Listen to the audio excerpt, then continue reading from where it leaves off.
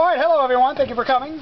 Today I'm going to show you a good way to transplant a rose bush from the pot you just purchased, I just got this yesterday, to the ground so you'll get optimal growth for sunlight and all these things. And I believe my system works pretty well.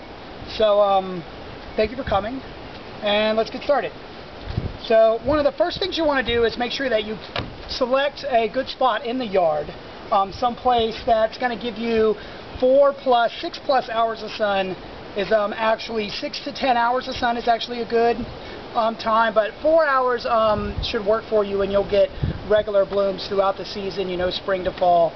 Less than 4 hours, you may not get as many blooms as you like. You may only get once, two, maybe 3 times in a whole season. So try to get 4 more hours of sun.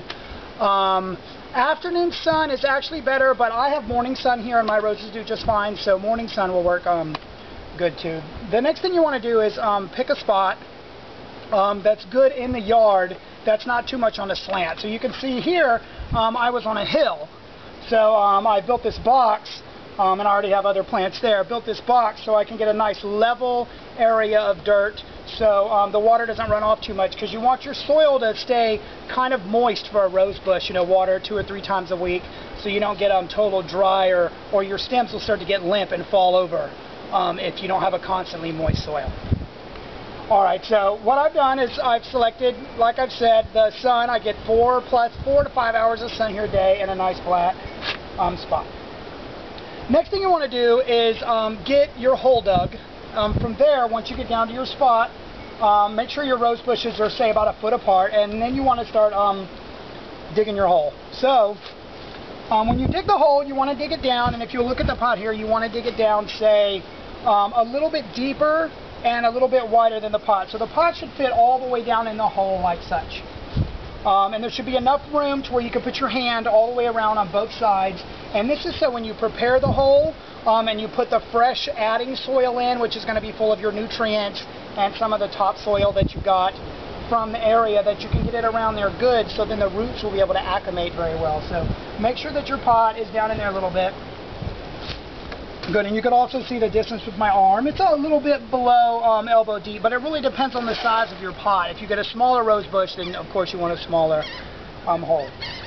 And I have prepared some adding soil, I call it, which is a little bit of topsoil. I just get regular topsoil. It's like $1 a bag. And then some gardening soil, which has some nutrients in it for fruit and flowers and roses and all that. It says it on the bag. And I mix it up about 2/3 portion topsoil and about 1/3 portion gardening soil. So it's got some good nutrients in it to help your rose bush get going. And then I also have my Miracle Grow, is my favorite.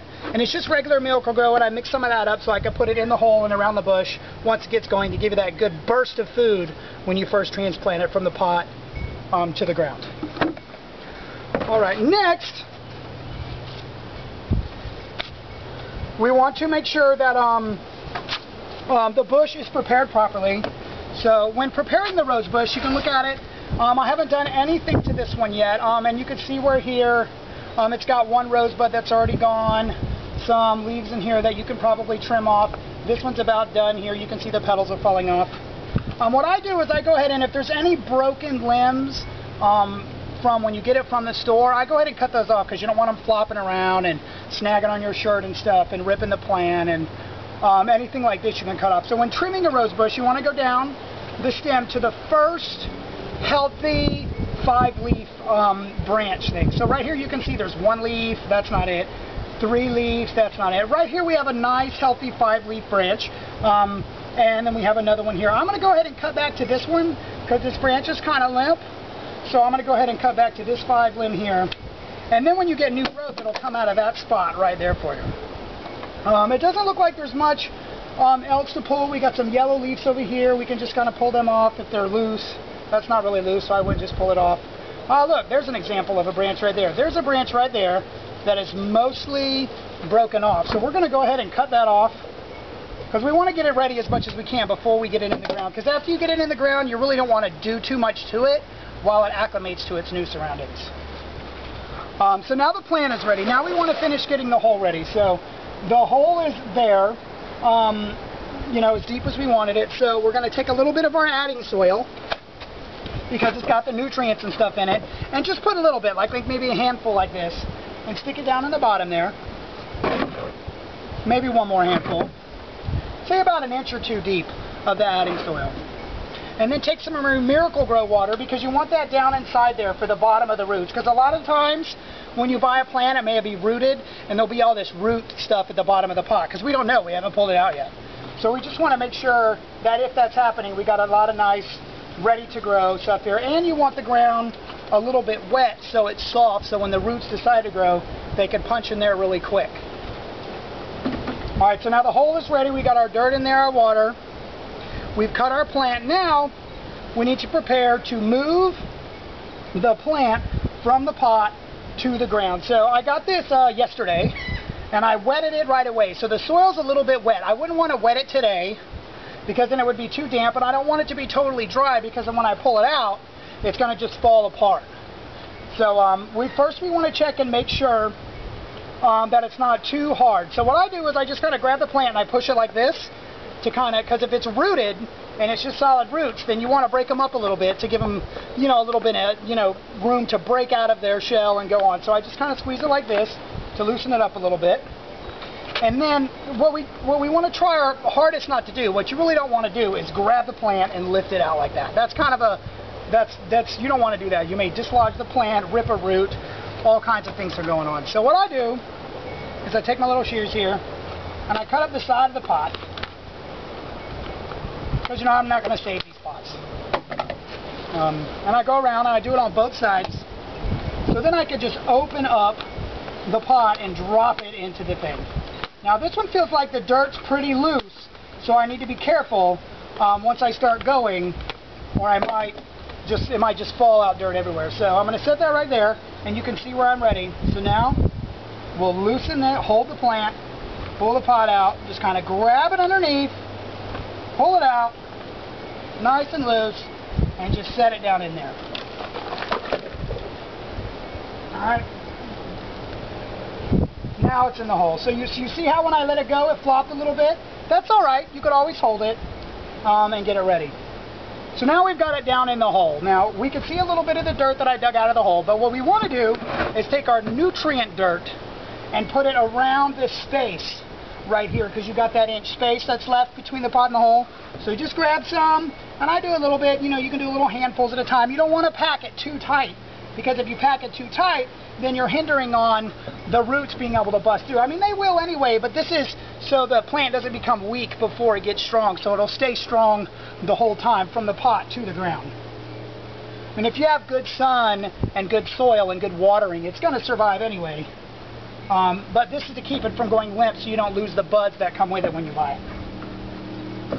I'm just going to go ahead and add this dirt.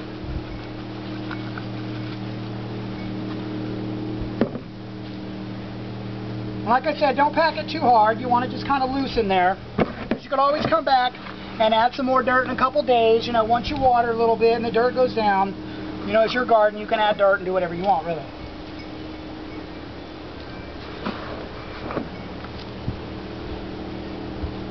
And then I take the little bit of topsoil that I pushed off to the side and just kind of mix it on around there like that and flatten it out. I don't want right around the rose bush where the trunk hits the ground.